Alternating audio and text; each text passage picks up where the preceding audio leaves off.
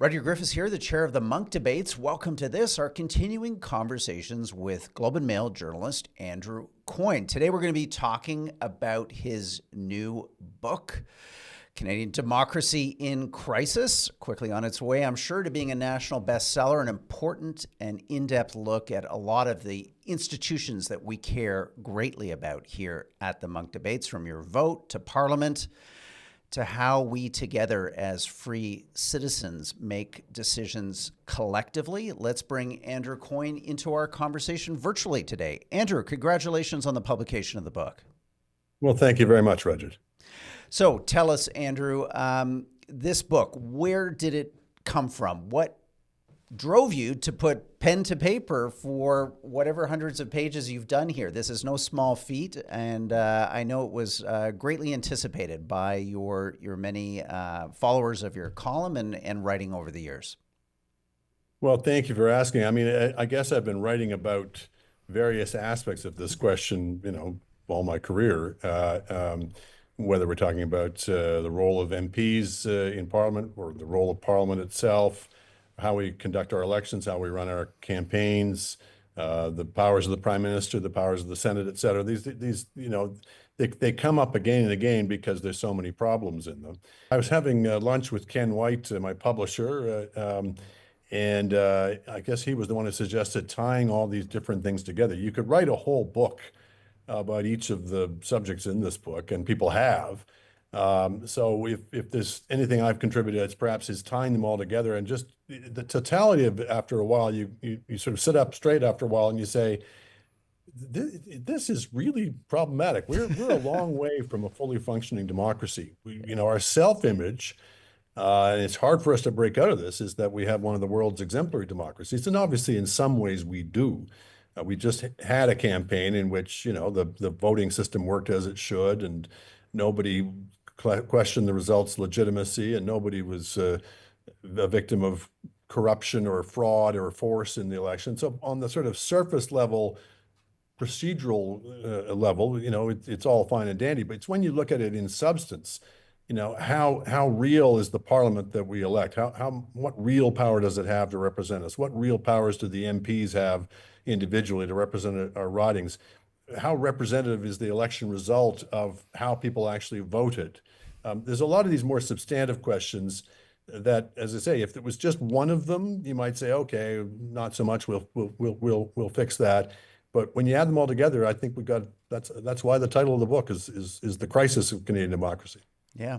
Well, let's start with Parliament, because I think many of us feel that this is the institution that resides at the heart of our democracy. It's the place where our duly elected representatives come together to respect and reflect our interests. You paint a picture in this book, Andrew, of a Parliament that's not simply under assault, that's had its power eroded. You paint a picture of a Parliament that effectively has ceased to exist as a relevant and functioning political force in the country. Yeah, I mean, as Exhibit A, just look what we're going through right now. We're in the middle of what is widely acknowledged as an existential crisis, with our nearest neighbor menacing us now and threatening to annex us and all kinds of other things, and economic potential recession coming, et cetera. But for the last 5 months and so, the Parliament hasn't sat. It's been dark, and nobody seems to care.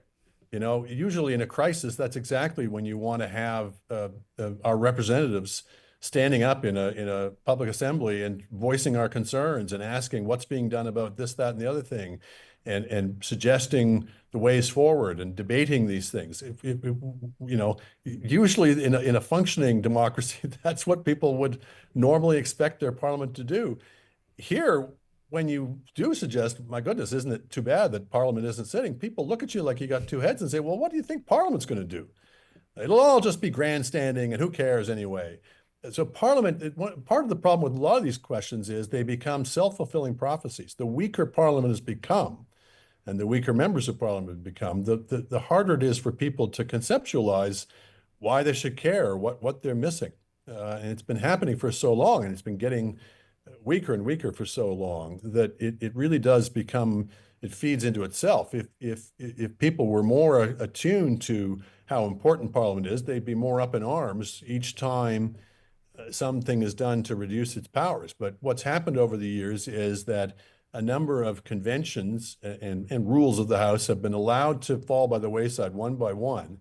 And maybe people put up a fuss initially, but after a while they give up. So, for example, one of the most famous episodes in parliamentary history was the pipeline debate in 1956.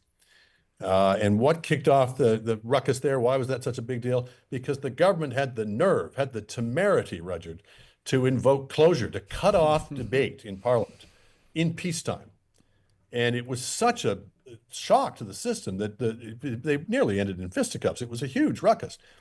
Well, now, of course, we invoke something close to closure called time allocation every other day. It's become, particularly under majority governments, it's become almost routine. And nobody bats an eye anymore, and nobody raises a fuss anymore. Similarly, there was a famous episode in Parliament, the bell ringing episode, and I think it was 1982. That was a big fuss because the government had put forward an omnibus bill where they had gathered together a number of different bills of very different purpose and meaning and forced MPs to vote on them all at once. And this was such an affront to parliamentary dignity and MPs' rights that they rather than enter the parliament when the bells rang to assemble them to vote, they stayed out and left the bells ringing for days on end. Well, now, of course, gigantic omnibus bills are almost the norm. Every year, governments, whether they're liberal or conservative, bring in a bill with 600 pages, 800 pages, vastly more than anything we've ever seen before. And people, grumble a bit, but it's not considered the norm now. So omnibus bills that force MPs to vote up or down on 29 pieces of disparate legislation at once and make a mockery of any attempt to properly scrutinize it. And then the bill will, as often as not, will be passed with the benefit of time allocation. So there's only a few days of debate on this massive bill. That alone, you can sort of see how Parliament has been kind of neutered. And then you add in things like governments implicitly or explicitly saying every vote is a confidence vote. So you can't possibly have the nerve to vote down this piece of legislation, because if you do, we're going to regard it as a matter of confidence. We have to go to an election. Well, that's not how parliaments in other parliamentary democracies work. It's not considered a terrible thing if the government happens to lose on this or that bill. It doesn't mean that Parliament has voted no confidence in the whole government. But it's a very effective means of, once again, of riding herd on people and preventing them from actually representing the constituents. You can go on and on. The degree to which our committees, which are supposed to be the jewel in the crown of parliamentary government, the committees themselves have become essentially rubber stamps, toothless talk shops, particularly during majority governments. Minorities, they get a little more interesting, but even under minority governments, we've seen time and time again on this central privilege and right of committees, which is to send for documents, to demand the government produce documents, particularly on matters of the government would rather not be exposed to the light. So think, for example, of the SNC Lavalin affair or the We Charity affair or any of the number of scandals that the last government went through. Time and again, Parliament was prevented from getting the documents it demanded, even during minority government when supposedly Parliament would have more power than under a majority. So you can see just on that one subject of the powers of Parliament, the numbers of ways in which they've become attenuated. Yeah. One of my favorites, Andrew, is that, the Speaker of the House used to have, until quite relatively recently, have the ability to recognize members of Parliament who got the Speaker's attention. They could ask a question. Well, we've had instead a situation now for many parliaments where, guess what? The Speaker gets a list of who's allowed to speak from the respective party whips, who now choreograph the back and forth in the chamber each and every day. That's right. And it's the same with members' statements. And of course, not only does the party decide who gets to speak, so this is a second sort of category of the way in which we've fallen away from parliamentary democracy. The first was, the parliament versus the government of the day. The second is members of parliament versus their respective party leaders. And it's just as bad, or if not worse, on the opposition benches as it is in the government benches. And so, yeah, one example of that being when it comes to asking questions or making member statements, It's not up to the speaker. It's not up to drawing by lots. It's completely dictated by the party brass. All of the parties participate in it. It's completely different than in any other parliamentary democracy. This is a uniquely Canadian Yeah. degree to which it's become so centralized here. On top of which, of course, their questions and the statements are written for them as often as not. One of the things really overtaken Parliament in recent years is it's not just about voting discipline anymore. And Right. Canada has, by the way, the most rigid system of party discipline when it comes to voting. The Samara Center looked into this and found that in over the last X number of years, I forget exactly how many, Canadian MPs voted with their party 99.6% of the Wow. time. Wow. No other parliament comes close. Britain, you see 3 times as much or 4 times Yeah. as much MPs voting against their party. The United States, they think they've got, party discipline now in the States. It's nothing even No. remotely close to Canada. But what's overtaken it lately is message discipline. And so not Right. only are MPs required to vote the party line every single time, but they're required to speak the same slogans in every public utterance, and attendance is taken if they don't. So even in things like tweets online or press releases they put out, they'll all be supervised, if not written by Party Central Command. Yeah. So nobody's saying we should get rid of parties. Nobody's saying there shouldn't be some degree to which you should be expected to follow the party line in some degree, but we've just taken it to such an extreme in this country. I understand that Conservative MPs in the previous Parliament were not allowed to travel to destinations in Canada other than Ottawa without, and they're riding between the two without the permission of the leader's office. So, Andrew, how did we get here? As you say, it's important for Canadians to understand. I'm so glad you bring this up, that we are the outlier here. That if you look at the Westminster democracies, Australia, the United Kingdom in particular, you see way more diversity, way more latitude. You see, frankly, a greater preservation of parliamentary privilege and tradition and all the unwritten rules that guide our form of democracy. Why did Canada become, frankly, so authoritarian in its approach to parliamentary democracy? Well, part of it is sort of cultural, I think. I think to some extent, living next to the United States, it's been easy for a trend that's existed in all parliamentary democracies, which is to put more and more emphasis on the leader rather than the individual members of parliament, to take that even further, to presidentialize it. We're constantly seeing this Yes. presidential Yeah. example of the South. And even though they have a completely different system of government than we do, I think it's easy to slip into that trap. Secondly, there's a couple of milestones along the way that altered the relationship, the power dynamic between members of caucus and their party leaders. One was in 1919, when instead of electing the party leader by the caucus, or Yes. either formally or informally, as had been the tradition in Westminster systems, we moved to a system. The Liberals were the first party to do it, of electing it by the members at large. And for a long time, for several decades, that was through party conventions where delegates were elected to go to the convention and elect a leader. And lately, the vogue has been for one member, one vote. And I can understand how that would sound more democratic because you're opening it up, quote unquote, to more and more people. And the Liberals in the last time when they elected Justin Trudeau took it even further and said, you don't even have to be a member of the party. You can just be a supporter. Right. But I think that's a very pinched and narrow definition of democracy. One of the themes I try to emphasize in the book is democracy is not just what happens on election day or voting day, it's what happens every day in between. And what happens, of course, is the leader is elected by this college of electors, the members of the party. Again, not even the existing membership, the people who've actually worked for the party for years on end and licked envelopes and knocked on doors, but the membership plus the tens of thousands of new members that are signed up en masse, who vote, who do that one thing of voting for a leader on one day and then are never heard from again.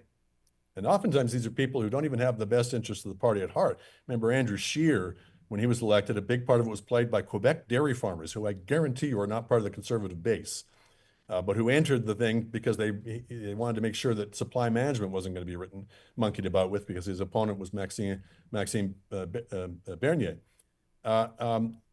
so this group elects the leader and then dissolves the next day or that minute.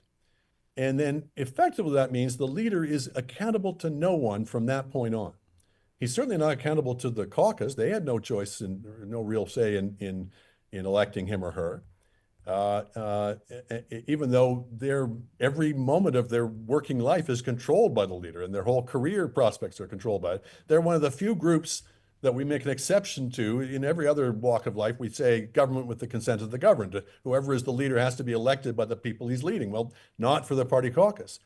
And they are the ones who should be riding herd on the leader. They're the ones who should be holding him to account to make sure he's actually doing a good job. And certainly the Liberals are the latest party to discover what happens when you don't have that control function, because it was very clear for some time that Justin Trudeau had to go, but they had no mechanism, no agreed upon rules to actually dispatch him. So that was the one element of it, was taking away the right of caucus to choose the leader, and therefore making the leader immune essentially from any kind of democratic accountability. But then the flip side of that was in 1970, I believe it was, we brought in legislation that effectively said that every candidate, before any candidate could stand for election as the party representative, they had to have their nomination papers approved by the party leader.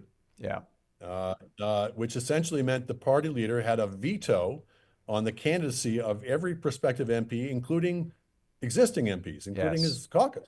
Yeah. So, you get out of line with the leader, therefore, you can really pay the price. And of course, the leader has all kinds of other privileges and powers he can bestow or withhold from members of the caucus. But that's obviously the biggest one.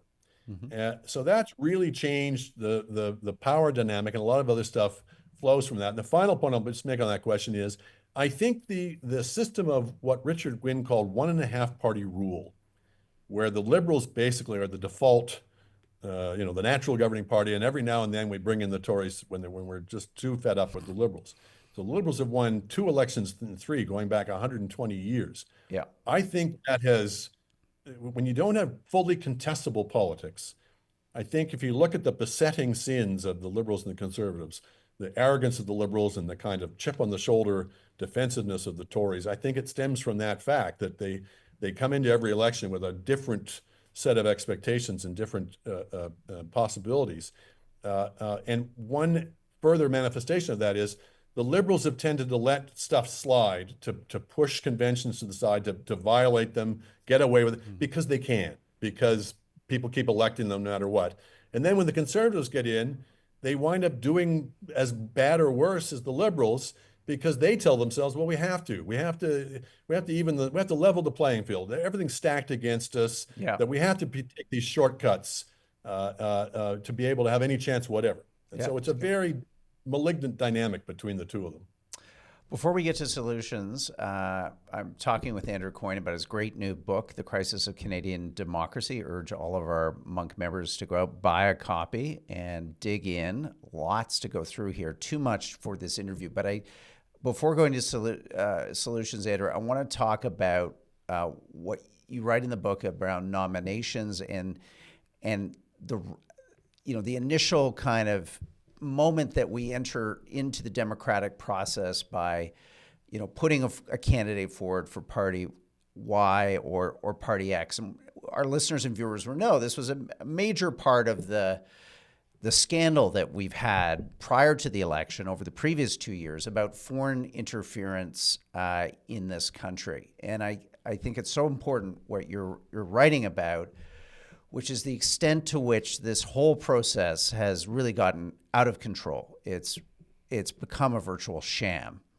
And I'd like to hear, some more from you on that, and then, pivot to the solutions. Like, what do we do to ensure that nominations are more democratic, more legitimate? How does that transfer through to the member of parliament and his or her standing? And then how does that in turn transfer to parliament itself and the relationship of parliament to the executive? Yeah. Well, so the way in which I think people imagine the system works is, there's a contest at the local riding level, at the riding association level, where members of the party meet to decide who they would like to represent them in the election. That currently is the case in fewer than 1 in 5 nominations, taking all the parties together. So the average is less than 20%. Half of the nominations, over half in recent elections, were essentially appointed by the leader. So no election contest at all. And whoever was appointed might or might not have any real connection to the riding. Among those that remained, 2/3 of the races were decided by acclamation. There was only one candidate running, and as often as not, because that one candidate had the backing of the party establishment, why would anybody think they could beat them? So between appointed and acclaimed, you leave very few actual contested nominations, as I said. And even in the contested ones, and the data on this is just amazing, the degree to which the organizers can put their thumb on the scales by playing around with the timing of the meeting, how long the race is. People don't find out until it's too late to do anything about it. So there's a lot of funny business on the organizer's side. And even in the quote unquote clean races, how are they decided as often as not by people who can stack the meeting with the most instant members that were signed up or had their nominations as often as not purchased for them, were bussed in at the last minute, and surprise, you lose the nomination. And while that's been a sort of cynical entertainment over the years, when it was just about, internal party shenanigans, as you suggest, it's taken on a rather more sinister hue of late, because it's become a golden opportunity for foreign powers, if they choose, to interfere in our election process. When you combine these extraordinarily loose rules on the nomination races themselves with safe ridings, and that's a whole phenomenon itself, one of the many ills associated with our first past the post system is it creates not only safe ridings, but whole safe regions where the same party gets elected election after election, decade after decade. Nobody even bothers to campaign anymore in some of these ridings because they know who's going to win. Well, if you have a safe riding, then the election race is the nomination race for the party, the incumbent party. And if the nomination race is so easily gained, including by foreign actors, then you see the entry point essentially to place the pawns of a foreign dictatorship in our parliament. Now, is this a widespread problem? Probably not. But if to even have any of them, it's really worrying. And legitimacy so that's calls into question people's legitimacy. That's right. About so the that's process. And of course, the fact that the MPs, this is another thing that weakens the MPs is if they were really seen as being the duly nominated representatives of the party, then I think people would be more inclined to say that MP represents me, and both as an MP and as my local candidate for my party, and I'm going to see him as a legitimate player and a legitimate actor, somebody who should have agency and should be able to make more decisions independently and should not be seen as simply the creation and creature of the party establishment, the party leader. So all these things, as I say, feed on themselves. And so cleaning up the nomination race, and of course, leadership races are just as bad. Leadership races, again, often involve, they're basically glorified membership drives. And so the parties go out and they do it every time.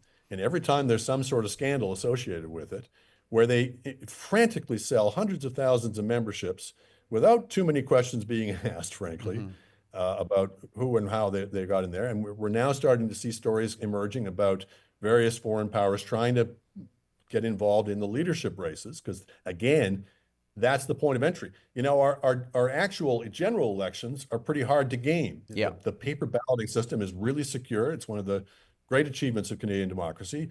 We're having, recounts now, and people are trying, some of the yahoos, frankly, on the right are trying to inject some kind of questioning, but I don't think they're getting any traction because people know that the process of recounting, et cetera, there's scrutineers and everything. It's really, really secure.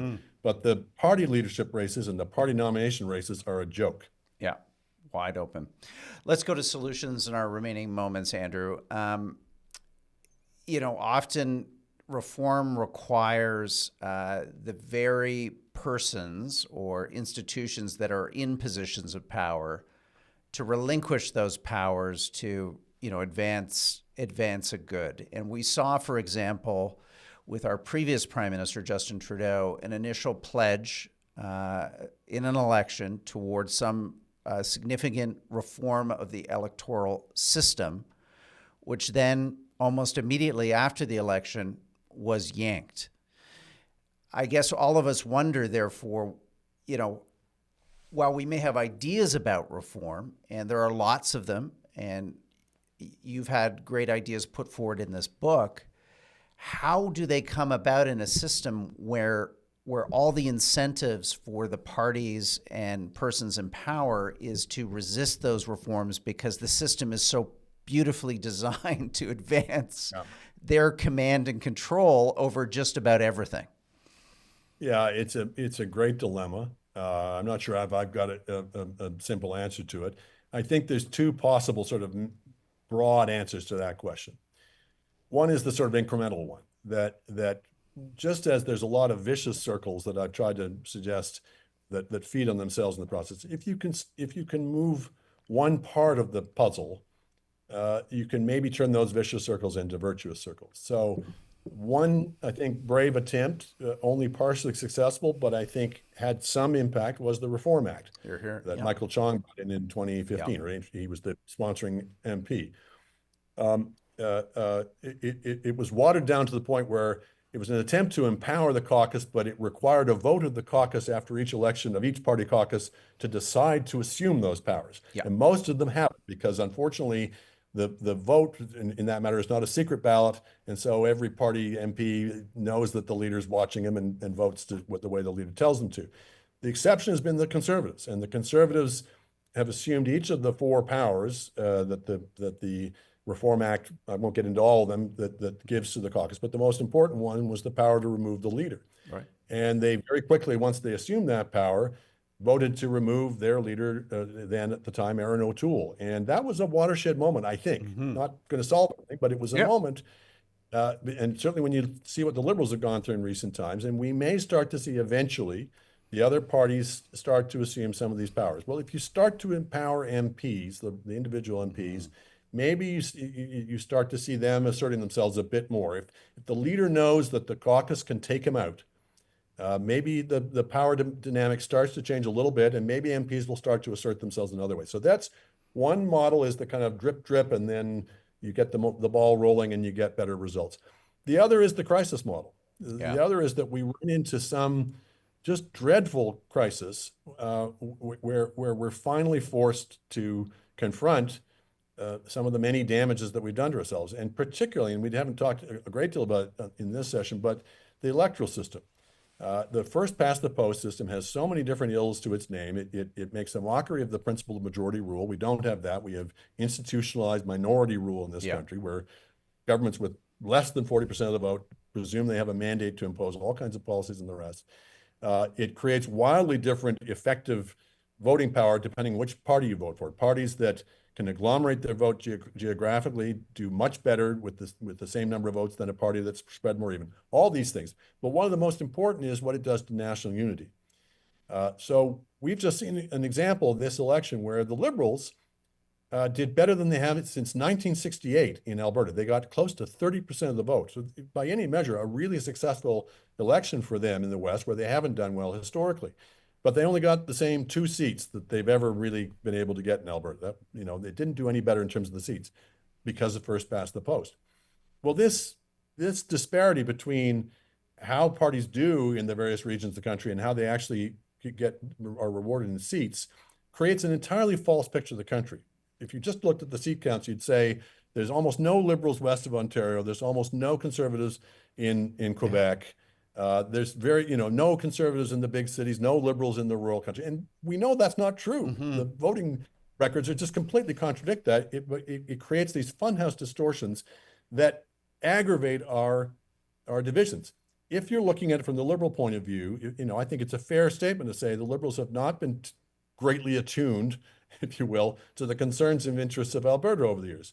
And if you're a Liberal, you'd say, well, why should we be, if you're being cynical, because we can't win any seats there. Right. But even more important, we don't need to win any seats there because we've already racked up, through the same distorted process, super majorities of seats in Ontario and Quebec.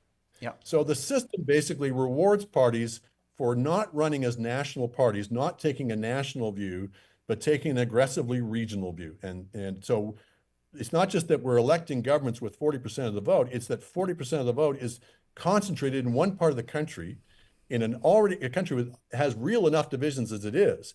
And that phony majority then feels empowered to ram through policies that may be completely repugnant to the rest of the country.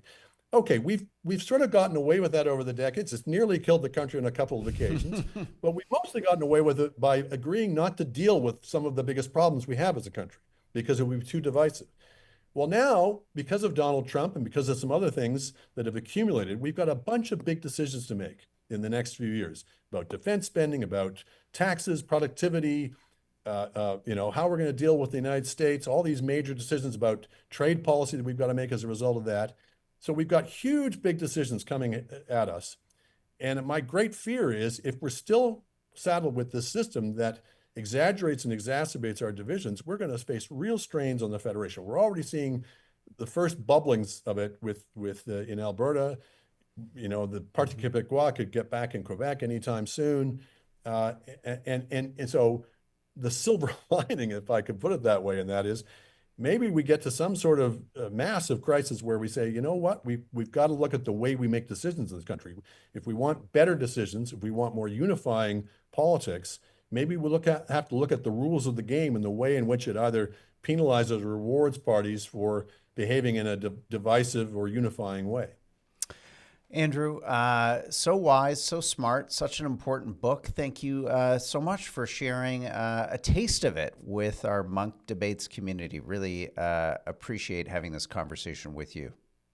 Just a pleasure to be with you. Thank you, Roger. It was Andrew Coyne, Globe and Mail journalist and author of the important new book, The Crisis of Canadian Democracy. We'll put links in the show notes to today's program where you can click through and order your copy now. We urge you to do that and support Andrew and the important messages that he is getting out with this book. So thank you for tuning in to this edition of the Munk Debates here on YouTube and on our podcast channel. We always enjoy your thoughts, comments, and suggestions. Please subscribe to the Munk Debates YouTube channel, write a review about the Munk Debates podcast. And of course, head over to our website, www.munkdebates.com, for all kinds of great debates and conversations with Andrew Coyne, Janice Stein, and more debates than you can shake a stick at. Please enjoy, and I will catch up with you next time on this program. Until then, I'm Rudyard Griffiths, chair of the Munk Debates. Bye-bye.